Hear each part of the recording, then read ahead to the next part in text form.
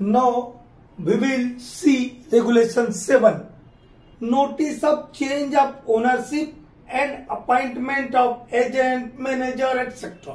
ये एटसेट्रा बड़ा खराब चीज है, ठीक है। वो एटसेट्रा बता दे रहा है, उसमें एटसेट्रा में कौन कौन आएंगे। इंजीनियर, सर्वेयर, वेंटिलेशन अफसर, सेफ्टी ऑफिसर, असिस्टेंट मैनेजर, ठीक है, वो एटसेट्रा में आ रहा है। ठीक, दो चीजें यहाँ पे हम लोग के टाइम पे जो 1957 का किसी के पास रेगुलेशन का बुक होगा तो उसमें एक रेगुलेशन नंबर था 8A, अपॉइंटमेंट ऑफ एजेंट, वो भी है इसी में, ठीक है।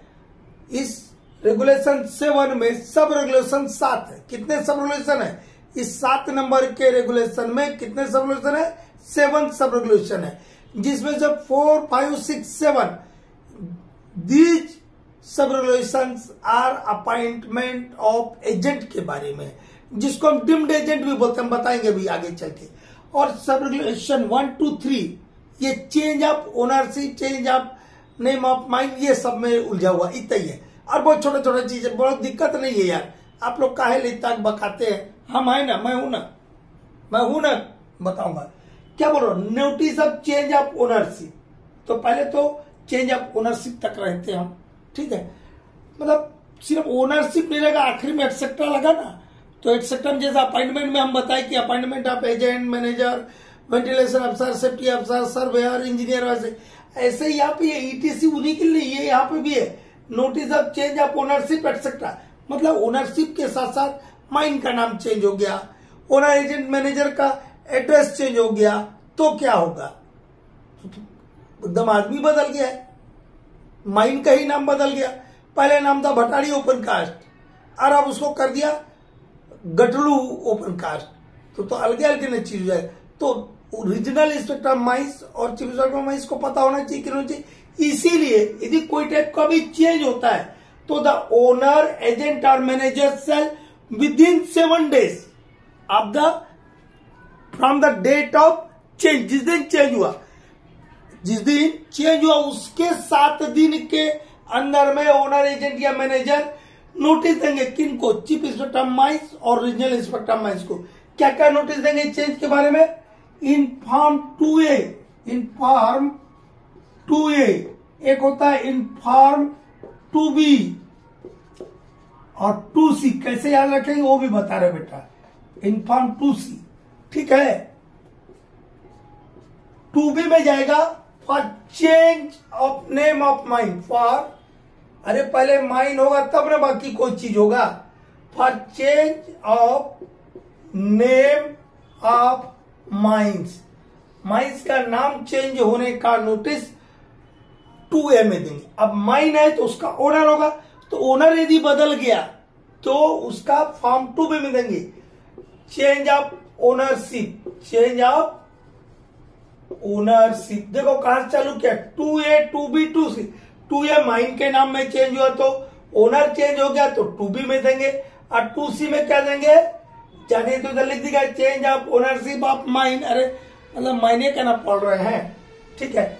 2C में क्या रहेगा? Change of address, change of address of owner, agent और मैनेजर। ओनर, एजेंट या मैनेजर का कोई एड्रेस चेंज हुआ तो 2C में दे देंगे, ठीक है।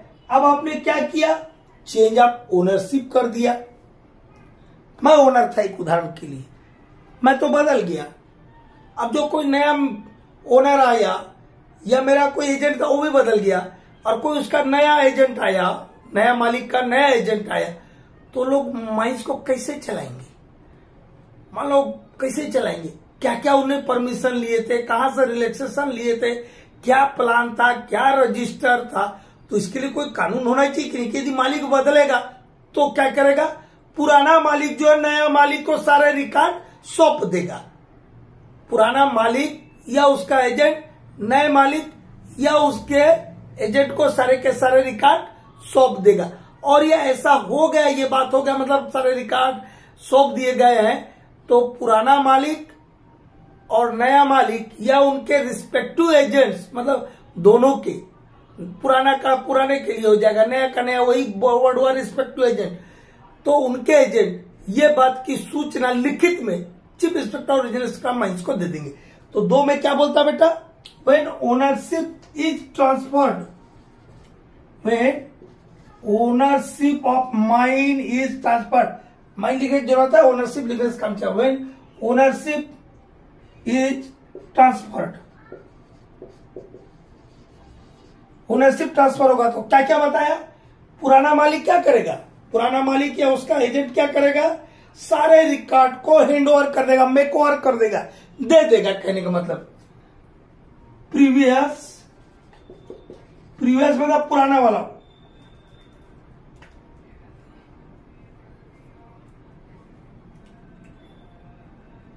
Previous owner or his agent, पुराना मालिक या उसका एजेंट क्या करेगा, make over to new owner और हिज एजेंट, पुराना मालिक या उसका एजेंट नए मालिक या उसके एजेंट को मेक ओवर करेगा क्या, ऑल प्लान्स, जितने भी records, all plans, registers, records which are maintained under the CMR and the orders made thereunder, ये कर देगा। ठीक है। थर्ड में क्या है, सब रिलेशन 3 क्या है, आप एजेंट, मैनेजर, सर्वेयर, क्या क्या बोला, agent, manager, engineer, surveyor, ventilation अफसर, सेफ्टी अफसर और असिस्टेंट मैनेजर। कितने आदमी बोले बाबू, सब रिलेशन 3 बता रहे, कितने आदमी बोले, गिनते रहो, agent manager 2, engineer 3, surveyor 4, ventilation अफसर 5, सेफ्टी अफसर 6, असिस्टेंट मैनेजर 7। ये सातों आदमी का अपॉइंटमेंट, जिनका नाम हमने बोला, इनका अपॉइंटमेंट सब रिलेशन 3। अपॉइंटमेंट किनका किनका बेटा, अपॉइंटमेंट किस में देंगे, 2D में देंगे। ठीक है। और इनका टर्मिनेशन किनका, agent, manager, engineer, surveyor, ventilation अफसर, सेफ्टी अफसर, असिस्टेंट मैनेजर का टर्मिनेशन किस फॉर्म में देंगे, 2E में देंगे। कोई बहुत बड़का बात है क्या रे बाबू, है बड़का बात है। Agent, engineer, manager, surveyor, ventilation अफसर, सेफ्टी अफसर का अपॉइंटमेंट हम 2D में देंगे, टर्मिनेशन काहे में देंगे, किनका टर्मिनेशन, ये जिनका नाम बता दिए, agent manager, engineer, surveyor, ventilation अफसर, सेफ्टी अफसर, इनका टर्मिनेशन नौकरी छोड़ के चले गया या बदली हो गया या उसको हटा दिया पोस्ट से, तो उसका टर्मिनेशन देना ना होगा, वो देंगे 2E में, और अपॉइंटमेंट हुआ है तो 2D में। ठीक है बाबू। इसी रेगुलेशन 7 में जो सब रेगुलेशन 4, 5, 6, 7 ये है अपॉइंटमेंट ऑफ एजेंट या डिम्ड एजेंट के बारे में। हम लोग के टाइम पे CMR 1957 में जो रेगुलेशन 8A हुआ करता था, वही वाले यहां पे दिया है, एक सब रेगुलेशन चेंज कर दिया है उस समय, और अभी में एक सब रेगुलेशन चेंज किया, बाकी सेम चीज है। कभी कभी आप लोग डिम्ड एजेंट सुनते होंगे, डिम्ड एजेंट, ठीक है, या एजेंट। तो अब नया कॉन्सेप्ट है डिम्ड एजेंट का। 2002 के बाद जो आपका सिग्नरी कॉलेज कंपनी लिमिटेड में एक इनोंडेशन का एक्सीडेंट हुआ था, उसके बाद ये कॉन्सेप्ट आया डिम्ड एजेंट का। ठीक है। वो डिम्ड एजेंट क्या होता है, डिफरेंट एरियाज के लिए डिफरेंट पर्सन को एजेंट नियुक्त करना, यह है डिम्ड एजेंट। एजेंट किसके बिहाफ में काम करता है, on behalf of the owner, मालिक के तरफ से काम करता है एजेंट। तो फाइनेंस के लिए अलग डिम्ड एजेंट होगा, इलेक्ट्रिकल के लिए अलग से डिम्ड एजेंट होगा, मैकेनिकल इंस्टॉलेशन के लिए अलग से डिम्ड एजेंट होगा, फाइनेंस के लिए होगा, माइनिंग के लिए होगा। ठीक है। लेकिन उनमें जो हम अभी सबलेशन 5 में बताएंगे, रिस्पॉन्सिबिलिटी, एरिया ऑफ रिस्पॉन्सिबिलिटी लिखा रहेगा, and the matters in respect of which he is authorised to act on behalf of the owner, ये बताएंगे 5 में। ये नहीं उसका कितना एरिया ऑफ रिस्पॉन्सिबिलिटी है, किन मैटर्स के लिए उसको रखा है। ओनर के तरफ से काम करने के लिए किन मैटर्स के लिए रखा है, सब मैटर्स के लिए एक ही आदमी को आप नहीं रख सकते। और वो जो आदमी होगा वो एक माइन के लिए या ग्रुप ऑफ माइंस के लिए एजेंट कहलाएगा। वो 6 में बताऊंगा। 7 में क्या बताऊंगा कि जो एजेंट आपने जिसको बनाया उसका नाम चेंज हो जाता है या कोई तरीके का फिर चेंजेस कोई पर्टिकुलर में चेंजेस होता है, तो ऐसे पर्टिकुलर चेंजेस को 7 दिन के अंदर में CIM RIM को बताना होगा। Within 7 days of change. आपका उधर ओनरशिप में देखे सर्कुलेशन में कितने दिन में करना था, 7 दिन। यहां पर भी जो एजेंट के बारे में कोई तरीके का चेंजेस हुआ है तो 7 दिन। कैसे? हमेशा एक आदमी एजेंट रहेगा क्या जी? अरे उसका ट्रांसफर हो जाएगा, रिटायरमेंट हो जाएगा, नौकरी छोड़ देगा, उसको हटा दिया जाएगा, तो चेंजेस हुआ कि नहीं? तो चेंजेस हुआ तो वो चेंजेस के 7 दिन के अंदर में CIM RIM को बताना। ये 7 में बताओ। तो हम क्या देखेंगे इसी रेगुलेशन नंबर 7 में, अपॉइंटमेंट ऑफ एजेंट और जिसको हम टिम्ड एजेंट भी बोलते हैं। ठीक है, तो इसमें क्या है, इसमें जो ओनर, ये महत्वपूर्ण भाग है ओनर का, क्योंकि किसके तरफ से काम करेगा। माइंडसेट में भी ओनर एजेंट का डिविजन पढ़ते हैं। क्या लिखा है? Agent means, agent of a mine means every person who takes part in the management, MCSD जिसको मैं बोलता हूं, management control supervision and direction of the mine on behalf of the owner whether appointed as such और not. ऐसा ना बताए थे। तो ये किसके तरफ से भाग लेता है? ओनर की तरफ। तो इसके बारे में लिख के कौन देगा? चीफ इंस्पेक्टर ऑफ माइंस और रीजनल इंस्पेक्टर ऑफ माइंस को ओनर ही लिख के देगा। The owner shall submit, the owner shall submit to CIM and RIM ये स्टेटमेंट, ये वर्ड याद रखना बेटा, स्टेटमेंट। ठीक है, देखिए सेंटेंस कैसे बच्चा लोग समझ रहे, ऐसा लिखा था ओनर शैल सबमिट, ये स्टेटमेंट समझ आए। देखिए यहां कामा लगाया हूं, उसके बाद यहां कामा लगाया, मजाक करने के लिए नहीं लगाया। द ओनर शैल सबमिट, ये स्टेटमेंट किसको करेंगे? To CIM and RIM। ठीक है, क्या स्टेटमेंट में लेकर आएगा? Name and designation of every person who is authorised to act on behalf of the owner takes part in the management control supervision and direction of the mine. यहां क्या एक statement लिख के देंगे, ओनर खान का मालिक जो है वो चीफ इंस्पेक्टर माइंस और रीजनल इंस्पेक्टर माइंस को उस हर प्रत्येक व्यक्ति का नाम और डेजिग्नेशन लिख के देगा। इस स्टेटमेंट में क्या लिखा रहेगा?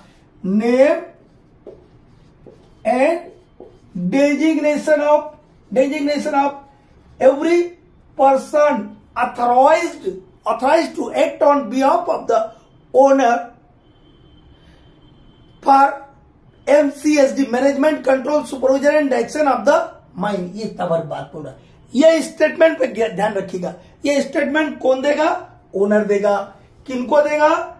CIM और RIM को। उस स्टेटमेंट में क्या लिखा रहेगा? Name and designation of every person authorised to act on behalf of the owner. और जो बिहाफ ऑफ द ओनर काम करता है ओकरा ही हम क्या बोलते हैं? एजेंटवा।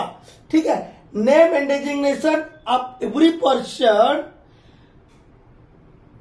authorized to act on behalf of the owner in MCSD management control supervision and direction of the mind. Okay, number 2 subdivision 5 क्या?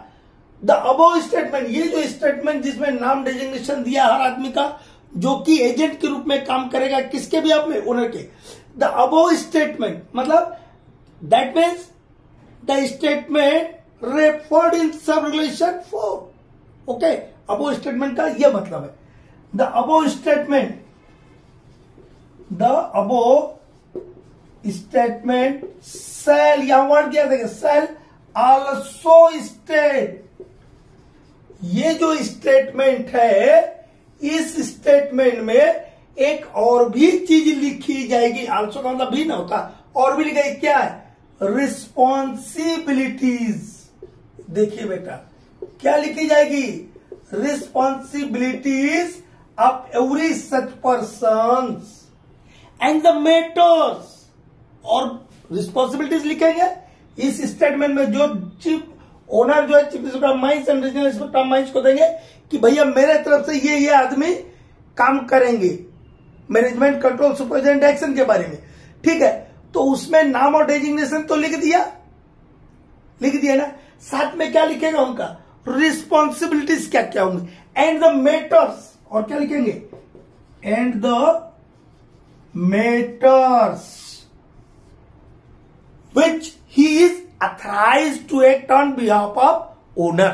कौन से मैटर्स लिख करेंगे matters which he has authorised to act on behalf of the owner. Owner की तरफ से कौन कौन से मामलों को, मैटर्स मतलब मामलों को देखने के लिए आदमी है और उसकी क्या रिस्पॉन्सिबिलिटी है, ये भी उस स्टेटमेंट में ओनर सीआईएम और आरआईएम को लिख के देंगे, ठीक है। अब क्या बोलता, अब यहां बोलता है every such person. Every such person मतलब एवरी सच पर्सन कौन सा, जो इस स्टेटमेंट में नाम लिखा हुआ हर आदमी है। Every such person, what is the meaning of every such person? The name of every person stated in statement submitted by owner to CIM and RIM. Every such person shall be an agent. क्या बोल रहा, ऐसा जो अभी तक हम 4-5 में जो बात कर रहे थे, ऐसे आदमी क्या बोलेंगे every such person shall be an agent. ऐसा हर आदमी क्या होगा, एजेंट होगा। आप ए माइन, किसी एक माइन का और ग्रुप ऑफ माइंस का, और ग्रुप ऑफ माइंस का क्या होगा वो एजेंट। हम बता रहे हैं 2003-2004 में हमारे एक साथी थे, उनसे पूछा गया था कि एजेंट एक माइन के लिए हो सकता है या एक से अधिक माइन के लिए हो सकता है, ठीक है। तो पढ़ के गए थे, बता दिए एक से अधिक माइन के लिए। बोले कहां लिखा है? बोले सर रेगुलेशन 8 में लिखा है। बोले ठीक है बेटे जाओ, ठीक है।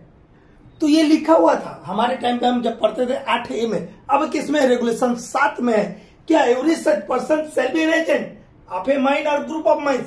एजेंट जो होगा एक माइन के लिए हो सकता है, 2-3 माइन के लिए भी हो सकता है, ग्रुप ऑफ माइंस में 2-3 माइंस के लिए भी हो सकता है, ठीक है। ये हो गया जिसके लिए वो क्या है, जिसके लिए वो ऑथराइज्ड है इस स्टेटमेंट में, जो उसको रिस्पॉन्सिबिलिटी और जिन मैटर्स के लिए ये रहेगा, ठीक। सातवां में कुछ नहीं बोला, हम बताइए any addition, any change in names और other particulars in this statement shall be submitted within 7 days of addition, alteration, change to CIM and RIM।